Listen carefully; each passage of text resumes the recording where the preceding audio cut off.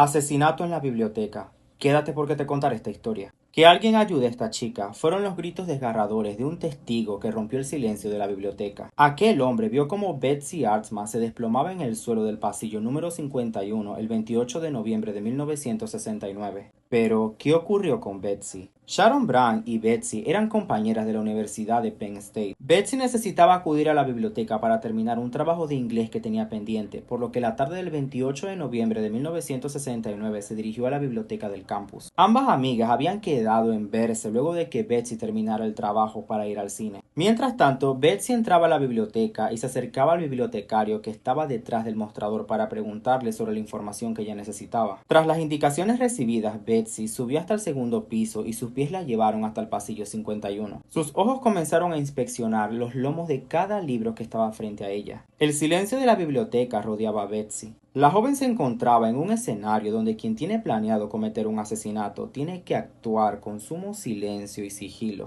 ¿Quién iba a pensar que en un lugar así se podría cometer tal crimen? Los estudiantes que se encontraban en ese momento en la biblioteca alzaron sus ojos de las páginas de los libros al escuchar cómo una gran pila de libros había caído en uno de los pasillos. Uno de los empleados decidió acercarse hasta el punto de donde había venido ese sonido. Una joven con vestido rojo había sido sepultada por una decena de libros. Todo apuntaba a que la joven intentaba tomar un libro y estos terminaron cayendo sobre ella. El empleado de la biblioteca gritó. Pidió auxilio, pues necesitaban sacar a Betsy de ahí. Eran las 16:55. Una joven se ha desmayado en el pasillo 51. Estaba inconsciente. No tardaron en llegar otras personas que habían ofrecido su ayuda. Todo esto había sucedido en cuestión de 10 minutos. Las sacudidas sobre el cuerpo de Betsy eran insistentes, pero ella no despertaba. Terminaron llamando a una ambulancia que se encontraba cerca del campus. Eran las 17:01. Las maniobras de reanimación eran contundentes, pero no recibían respuestas por parte de Betsy. Su cuerpo yacía inmóvil, flácido y cubierta de libros. En cuestión de minutos se la llevaron para tratar de salvarla, pero no pudieron más que certificar su muerte a las 17:19 horas. Los intentos por salvarle la vida habían sido completamente en vano. Nada habían podido hacer para salvarle la vida. Las incógnitas comenzaron a girar alrededor de la muerte de esta joven. Nadie entendía cómo una joven de 22 años y sin ningún tipo de patología previa se había desplomado en el pasillo de la biblioteca luego de haber consultado la información que necesitaba. Mientras realizaban las maniobras de reanimación, un médico se percató de la sangre. En ese momento ordenó detener las reanimaciones. Con unas tijeras y rasgando la ropa salió a la luz la prueba que confirmaba el crimen de Betsy. Un informe de la autopsia reveló lo que ya se temía. Betsy había sido asesinada. Un arma blanca perforó la zona del seno izquierdo. El arma había penetrado hasta traspasar la arteria pulmonar. Esto provocó que la mayoría de la sangre se desviara directamente hacia los pulmones. Betsy vestía un suéter blanco y un vestido rojo de tela gruesa. Los tejidos absorbieron la mayoría de la sangre, por eso es que nadie se había dado cuenta. Pero el asesinato de Betsy cambiaría radicalmente la historia. Si había sido apuñalada, quiere decir que el pasillo 51 de la biblioteca se había convertido en una escena del crimen y tanto los estudiantes como los trabajadores habían compartido espacio y tiempo con el asesino. En algún momento entre las 16:45 y las 16:55 se había producido el asesinato. Los estudiantes y los empleados habían compartido tiempo con el asesino. Mientras todos acudían para ayudar a Betsy, esta persona corrió en la dirección contraria.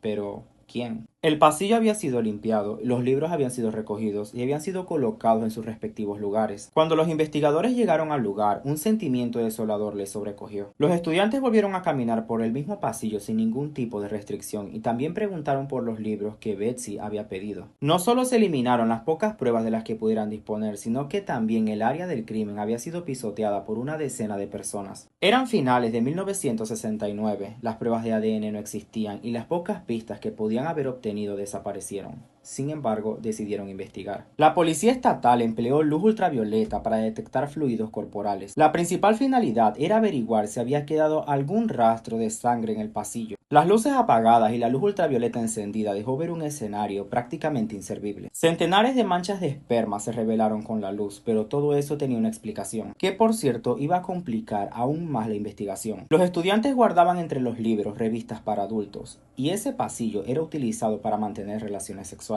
Ese fue un punto bastante relevante para la investigación también. Se llegó a interpretar de que Betsy había sorprendido a una pareja que estaba manteniendo relaciones sexuales y que decidieron acabar con su vida para que ella no contara nada. A raíz de esto se entendió de que ese pasillo y esa zona apartada de la biblioteca era utilizada para que los jóvenes mantuvieran relaciones. El crimen de Betsy había supuesto un shock para los estudiantes y para los trabajadores del campus de la universidad. Era preciso tratar de dar respuestas a esta situación, pues de no haberlas había muchas preguntas en el aire. ¿Podrían estar ante un criminal indiscriminado? ¿Estaban seguros de los estudiantes? Era necesario hallar la motivación que tuvo esta persona para asesinar a Betsy. Y lo otro era, ¿por qué había escogido específicamente ese pasillo de la biblioteca? Y como les digo, la insistencia dio sus frutos. Entre tanta evidencia revelada en el pasillo 51, parece que encontraron lo que buscaban. Esta era una ligera proyección de sangre. Aquello se reveló ante los ojos de los investigadores y pudieron atar los cabos sueltos que tenían, aunque no lo suficiente para cerrar el caso. Muchas preguntas también comenzaron a surgir. ¿Había percibido Betsy la presencia de su asesino? ¿Pudo acercarse a ella sin sospechas porque se conocían previamente? Eso era cuestión de resolver, pues la historia podría cambiar radicalmente. Si se conocían previamente y esto le facilitó al asesino cometer el crimen, entonces tenían una pista. La observación del espacio físico y las dimensiones del pasillo en las que se encontraba Betsy en el momento de su muerte tuvo que indicar que el asesino tuvo que ir de frente hacia la víctima. Los agentes que investigaban el caso se multiplicaban conforme el caso se volvía más complejo. De las pocas evidencias que tenían surgían preguntas sin respuestas. Los agentes se pusieron a trabajar para tratar de averiguar qué personas habían pisado el piso de la biblioteca aquel día y algo que intentara arrojar testigos. Mike Summers, el agente que estuvo a cargo de las gestiones del caso, también se encontró con un problema con los conserjes de la biblioteca. Ellos habían recibido la orden de limpiar y ordenar completamente el pasillo 51. El agente se seguía preguntando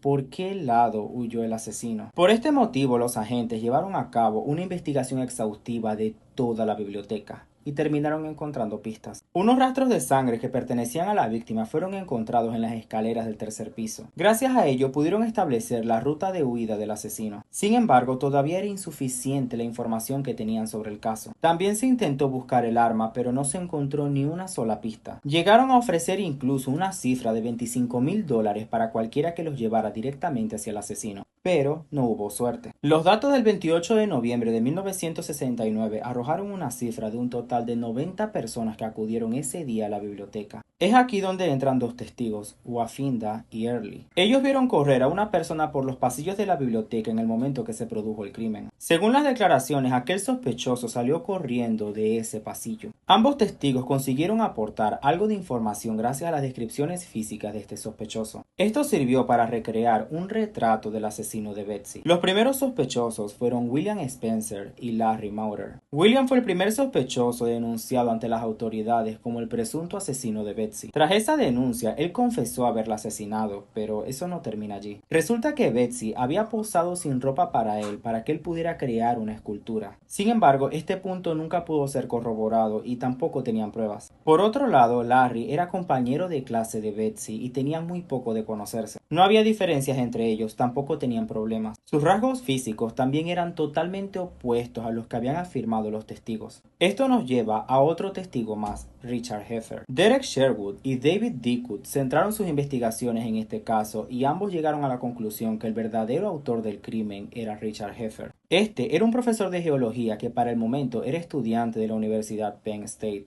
Y aquí su historia. Richard intentó mantener relaciones con diversas mujeres para ocultar su homosexualidad. Esto lo llevó a convencer a varias mujeres para que tuvieran una relación con él y que esto no saliera a la luz. La conducta de Richard era muy agresiva, tenía episodios de ira descontrolada y el hecho de que vivía muy cerca de Betsy hizo que las sospechas cobraran más fuerza. Además de esto, se sabía que ambos mantenían una amistad, pero Betsy decidió ponerle fin días antes del crimen. Richard también había visitado el apartamento de Betsy en numerosas ocasiones. Esta información fue dada por Sharon Brandt, la amiga de Betsy. La policía no dudó en hablar con Richard para saber qué era lo que realmente estaba ocurriendo. Después del suceso, Richard continuó sus estudios y no pisó el campus durante 2 años. En marzo de 2002, Richard falleció en el baño de un hospital tras el desgarro de una aorta y sus pulmones se llenaron de sangre, una muerte muy similar a la de Betsy. 7 años más tarde, una conversación salió a la luz. El sobrino de Richard contactó a Derek. El joven quería contarle algo de lo que él había sido testigo. Richard había sido acusado de haber abusado a 2 niños del vecindario. También se mencionaba que esa denuncia había sido falsa. Incluso antes de morir, Richard tuvo una conversación con su madre donde hablaba de Betsy. Lo más interesante fue lo que la madre respondió. Hijo mío, mataste a esa niña, ahora me estás matando a mí.